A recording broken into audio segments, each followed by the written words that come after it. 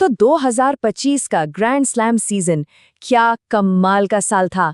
Tennis की दुनिया में कुछ नई कहानियां लिखी गईं और कुछ बड़े सितारों का दबदबा देखने को मिला। चलिए साथ मिलकर इस रोमांचक सफर पर एक नजर डालते हैं। देखिए, टेनिस में एक साल का मतलब है 4 सबसे बड़े टूर्नामेंट्स। और इस बार इन 4 टूर्नामेंट्स ने हमें दिए 8 चैंपियंस। सोचिए, हर खिलाड़ी का सपना होता है इन चारों में से कोई एक जीतना। और 2025 में हमें 8 चेहरे देखने को मिले जो ट्रॉफी उठाते हुए मुस्कुरा रहे थे।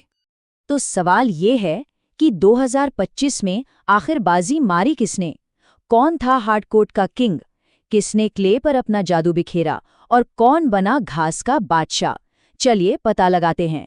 और हमारी यात्रा शुरू हो रही है सीधा ऑस्ट्रेलिया से। तो सबसे पहले ऑस्ट्रेलियन ओपन, साल का पहला ग्रैंड स्लैम, और मुकाबला होता है तेज हार्ड कोर्ट्स पर। इसे हैप्पी स्लैम भी कहते हैं। पर खिलाड़ियों के लिए यहाँ साल के पहले बड़े खिताब के लिए जान लगाने का मौका होता है।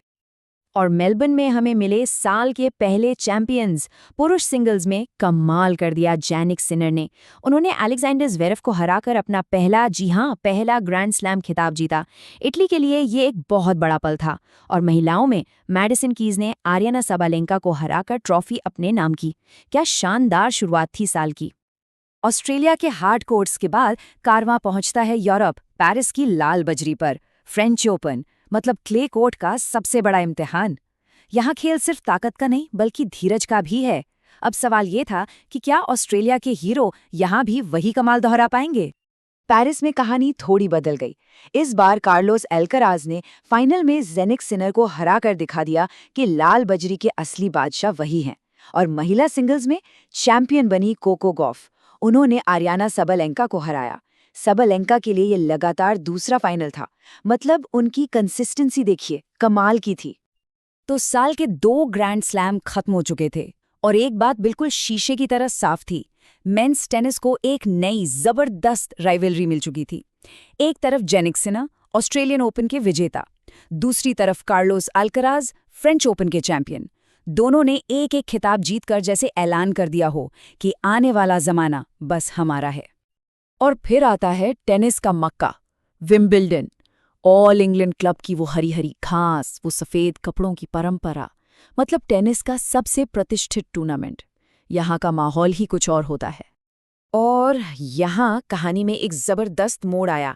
मेंस फाइनल में कौन था? सिनर और अल्कराज एक बार फिर आमने सामने। सोचिए, एक रीमैच, और इस बार घास के मैदान पर जेनिक सिनर ने हिसाब बराबर किया और खिताब जीत लिया। और महिलाओं में ईगा स्वियातेक ने अमांडा एनिसिमोवा को हराकर अपना पहला विंबलडन अपने नाम किया। अब बारी थी साल के आखिरी ग्रैंड स्लैम की। हम पहुंचते हैं न्यूयॉर्क शहर की चकाचौंध में, यूएस ओपन। यहाँ के हार्ड कोर्ट्स, वो तेज तर्रार टेनिस और क्राउड का शोर। सीजन को खत्म करने के लिए इससे बेहतर जगह हो ही नहीं सकती। और क्या फाइनल था साल का? कार्लोस अल्कराज, उन्होंने फिर से जानिक सिनर को हराया और साल का अपना दूसरा ग्रैंड स्लैम जीत लिया। स्कोर हो गया 2-2 से बराबर। और महिलाओं में आखिरकार वो पर आ ही गया। 2 फाइनल हारने के बाद आर्याना सबालेंका ने चैंपियन बनकर ही दम लिया। उन्होंने अमांडा एनिसिमोवा को हराया। उनकी मेहनत का क्या शानदार इनाम मिला। तो 4 टूर्नामेंट खत्म। अब देखते हैं कि 2025 की पूरी तस्वीर आखिर दिखती कैसी है। कौन है वो खिलाड़ी जो इस साल के असली सितारे बनकर उभरे? चलिए पूरे साल का निचोड़ देखते हैं। सबसे पहला नाम, जेनिक सिनर। 2 खिताब, एक ऑस्ट्रेलिया के हार्ड कोर्ट पर और दूसरा विंबलडन की घास पर। इससे एक बात तो पक्की हो गई कि ये खिलाड़ी किसी भी सतह पर चैंपियन बन सकता है। एक ही साल में 2 अलग-अलग सरफेस पर ग्रैंड स्लैम जीतना ये कोई छोटी बात नहीं है। और फिर आते हैं कार्लोस अल्कराज।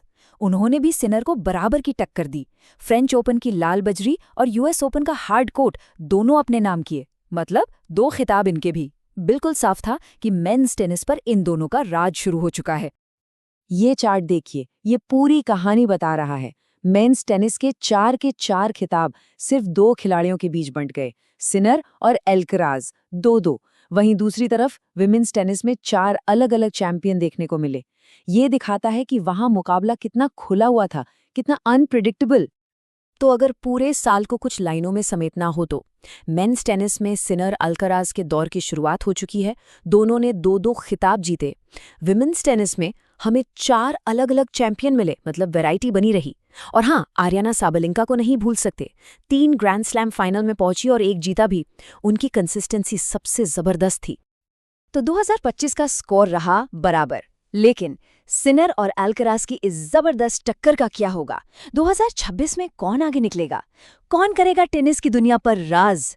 ये राइवलरी तो सच कहूं तो अभी शुरू हुई है और इसका अगला चैप्टर देखना बहुत ही दिलचस्प होने वाला है।